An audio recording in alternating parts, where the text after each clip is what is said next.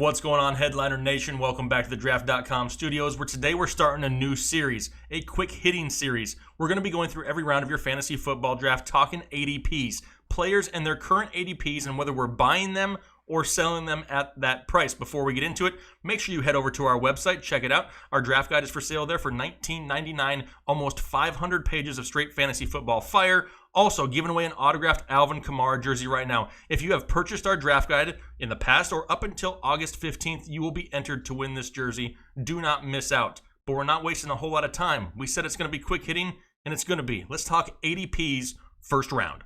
All right, I've got that first round ADP pulled up from our friends over at Fantasy Football Calculator. And the 1.01 right now and half PPR formats is Saquon Barkley.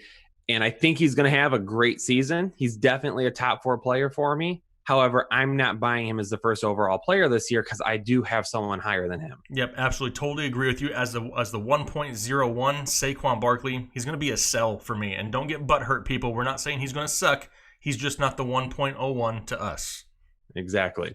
At the 1.02, we have Ezekiel Elliott now, and I'm absolutely buying him at that spot because he is my first overall player this season. And for those of you that are worried that he might not play or he's going to hold out or whatever it may be, don't be. He has to report in August because if he doesn't, he can't accumulate another year of playing time, which allows him to become an unrestricted free agent. He would have to wait a year. So he is going to be reporting this year. If he does hold out, don't worry about it. It just means you're not going to lose him in stupid preseason games. Yeah, exactly. The last thing you want to do is get hurt in preseason games, and we agree right here. Buying Ezekiel Elliott at the 1.02 is the smart thing to do. My number 1 overall player also, that offensive line that he'll be running behind just gives him that opportunity. Plus, we saw it the second half of last season. Now that Zeke is involved in the passing game, sign me up for some Zeke Elliott. At 1.03, our boy Alvin Kamara, you see the jersey there behind Jake we're giving away right now, so we have to talk good things about him. But regardless, even if we weren't giving away a jersey, he is one of the best players in all fantasy football right now. I will buy him at the 1.03 just because I think he's so good that he could go either way a little bit. So I am buying him at 1.03. He does have Latavius Murray with him this year. I think Murray does have some sort of valuable assistance to fantasy owners, but Kamara is going to have a huge workload no matter what. Yep, this one we're going to disagree just a little bit. I'm going to sell him at the 1.03 because of somebody later on down the list that I like a little bit more. Not taking anything away from Kamara, though. The only thing that worries me is what you mentioned. Latavius Murray is going to be there. Do the Saints get a lot of second half leads this year? Do they lean on the run more in the second half? And do they trot out Latavius Murray to keep Alvin Kamara healthy? Still going to have a great year, back-to-back 1,500-yard seasons. I'm going to sell him at the 1.03, though. And the reason you're selling him at 1.03 is because your boy Christian McCaffrey comes in at 1.04. And I'll buy him here as well. We saw him take on a huge workload last year. Can he do the same thing this year? More than likely, yes. Cam Newton, he is healthy now, but how healthy is he really? We're going to throw some air quotes up there. He's going to be looking underneath for him a lot. He's going to have a large workload in the run game again. And half PPR formats and PPR formats, and it really doesn't matter at all. He's a legitimate top 4 pick. I'm buying him at 1.04. Yeah, absolutely. This is where I'm buying Christian McCaffrey all day long. Kind of like you hit on the head with Cam Newton. I don't trust his shoulder health. I think they're really going to live underneath a lot in Carolina. We saw him thrive in that type of role last season. I really don't expect a whole lot of differences in 2019. Christian McCaffrey is going to be close to 100 receptions. He's going to get all the volume in that backfield. Doesn't have to worry about anybody behind him vulturing touchdowns other than Cam Newton, who they're really trying to limit in the run game. Give me some Christian McCaffrey at the 1.04 all day long. And at 1.05, a guy that was at 1.02 last year that I told everyone, hey, sell him, it's David Johnson. But I'm not going to be ringing the same thing this year. I'll buy him at 1.05. I'm starting to like him more and more. The Cliff Kingsbury hire, a lot of people hated it. I said from the very beginning, I loved it. I think he's going to do really good things for this offense. I think Kyler Murray is going to have a very good season. I do have him in my top 10 quarterbacks right now, just inside of it. So I think he's going to have the type of season that will help David Johnson propel himself back up. So I will buy him at a 1.05. Yeah, I'm still a little bit worried about David Johnson. I agree with you with that new offense in Arizona. They're going to be a lot more exciting to watch. They're going to put up some fantasy points. May not win a whole lot more games, but David Johnson's upside does return. However, in my opinion, there's a few other names out there that I'd feel more comfortable with at the number 5 and allowing David Johnson to drop a couple spots. So at the 1.05, I'm going to sell David Johnson. So the next two guys that come after David Johnson, probably speaking into the terms that you just used, safer options ahead, DeAndre Hopkins comes in at 1.06, but I'm going to sell him because I have someone just above him that's coming up next. So Hopkins, great player, great season coming. I just have him a little bit behind the next player. That's why I'll sell him at this point. Yeah, and you can say some of this has to do with him being named to the PUP list. I mean, more than likely he's going to be good to go come week 1. Not something we really have to worry about, but I agree. At the 1.06, I'm selling DeAndre Hopkins. Still going to be one of the best wide receivers in all of football, but in my opinion, there's a better option out there here at the 1.06. So because of the guy at 1.07, Davante Adams, he's my wide receiver 1 this year. And that's why, I mean, it's a 1A, 1B situation. Hopkins is going to have a fantastic season. But the reason I have Adams just a little bit higher right now is because I think he is going to be the legitimate receiving option there. Where with DeAndre Hopkins, I think we run into a situation where Kiki QT and a possibly healthy Will Fuller take away from him a little bit more. So I see a downtick in targets for Hopkins this year, where Adams, I could legitimately see the same amount of workload as last year. Yeah, absolutely love Davante Adams. Real quick, though, unless hell's frozen over, Will Fuller's not staying healthy. And don't forget to call him Kiki QT. You know, Kiki, do you love me? That's how we refer to him over here. Flash the heart symbol. Do the little dance or however it goes. But I totally agree. Davante Adams, the touchdown upside in the Green Bay offense is going to be huge. We already know that DeAndre Hopkins being on the PUP list kind of just, like you said, makes that 1A, 1B situation a little bit closer. But Davante Adams is an absolute buy steal for me at 1.07. Yep. And at 1.08, Melvin Gordon is not only a sell for me, but he's a hit the panic button, get away from him, let him fall type of sell. Talked about him in a video a couple of weeks ago about players that I'm selling, big name players that I'm avoiding on draft day. And Melvin Gordon is that guy just because of that situation with LeVeon Bell last year. I mean, Melvin Gordon could be that situation this year where he says, you know what? I either get a new contract or you trade me. Peace. I'm done for the season. I'm not going to spend a first round pick on that. Yeah, for me, it really depends on when your draft is. As of right now, I'm still buying Melvin Gordon here.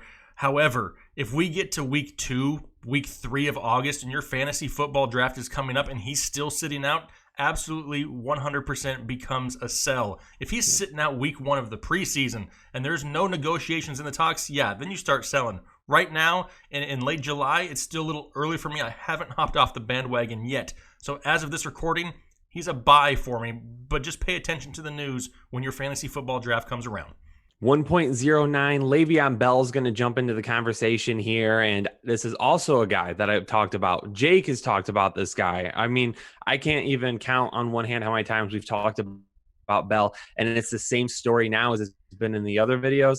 He's a sell for me for multiple reasons at this position. Yeah, absolutely. 100% sell Le'Veon Bell. I have zero interest in drafting him in the first round. However, like we've mentioned in past videos, after the first 8 weeks of his schedule, it gets a lot better. Pass on the high draft day price. Wait till around week 6 or 7. Go make yourself an offer to the Le'Veon Bell owner who's going to be frustrated at that point. Get him on the cheap. Have him carry you to a championship second half of the season. Okay, the 1.10, Julio Jones, who is a guy that I liked heading into the season, but Jake did a specific video a few weeks back about Julio Jones, Juju Smith-Schuster. Who are you going to draft? Who's the number one guy over the other one? And you brought up a lot of great points that sold me that Julio Jones is firmly cemented as my wide receiver 3 now this season. So I will buy him here. Yeah, absolutely 100%. I dug a little deep on Julio Jones, so if you want to get a little bit more of that information, I'll put a link to that video down in the description, but absolutely 100% buying Julio Jones, the return of Dirk Cutter, playing 13 games indoors, Calvin Ridley's taking a step forward to draw some defensive attention, and a healthy Devontae Freeman. I'm all aboard Julio Jones and buying all day long. All right, so the 1.11, Michael Thomas from the New Orleans Saints. And don't get me wrong, people, I like Michael Thomas. Super safe option. Would love to have him on any of my football teams. But right here, I'm actually going to sell him at the 1.11 because I do have a couple of guys that are a little bit higher than him. I do have him lower in my wide receiver rankings than some other people do. Real quick, Why I have that? Number one, Drew Brees is another year older. At the end of 2018, he did not look great. So what are we going to get in 2019? Excuse me. So what are we going to get in 2019?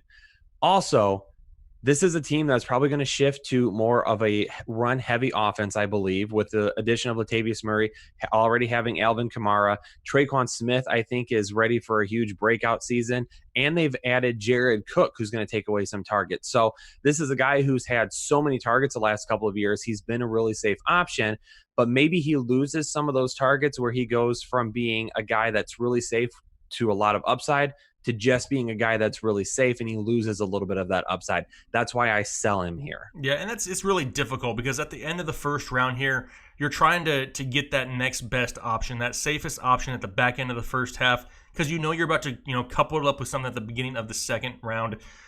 I like Michael Thomas. I like the safety of Michael Thomas. There's nothing wrong with getting older, Kyle. As you can see, I'm more distinguished now. You're getting distinguished also. So I don't want to just say that Drew Brees is getting to the point where he can't produce.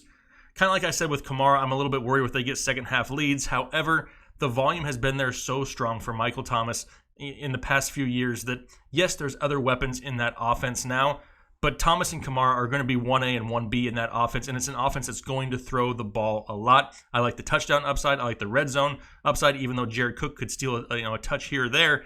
I like Michael Thomas. I'm actually going to buy him at the 1.11. All right, to wrap up the first round, James Conner coming in at the 1.12. And I will say I've warmed up to him a little bit more this offseason than I was at one point. However, he's still a sell for me right here. I still believe that the Pittsburgh Steelers are going to try to keep him healthy by limiting his workload a little bit more than maybe what we anticipate. I don't think Jalen Samuels is going to come in and steal all the workload from him, but I do think he takes some targets away. He does take some snaps away. They keep James Conner as healthy as possible, so they have him ready to roll at the end of the season. I still expect a decent workload, but I have some very specific running backs in the second round that we'll talk about later that I'm going to be putting over him. So he's a sell for me right now. Yeah, absolutely. If you've watched this channel for any amount of time, you can probably almost guess who we're talking about. But I agree. I'm warming up to James Conner here a little bit. I had him as a total avoid here just a few weeks ago, but he's starting to inch back up in there, and he is going to have a decent season, an RB1 style season. But I agree. There's another name in the second round that I would rather have. I'm going to go ahead and sell James Conner at the 1.12. All right, so that's going to wrap up all the players here with a first-round ADP over on fantasyfootballcalculator.com. Obviously, it's still a little bit early. ADPs are going to change, but as they sit right now, these are our buys and sells. But this is one of the most interactive channels on YouTube. Put it down in the comment section. Do you agree with everything we said? Do you, maybe have a disagreement that you say, hey, I kind of see things this way? By all means, keep it respectful. Put it down in the comment section. We would love to interact with you guys. Make sure you go out there, sign yourself up for our draft guide over at our website, thefantasyheadliners.com. Get yourself entered in to win that free Alvin Kamara jersey. Really appreciate the support there. Kyle's going to be dancing. I'm going to end it before anybody else has to see anymore. You guys have a great rest of your week. We'll talk to you later. Have a good one.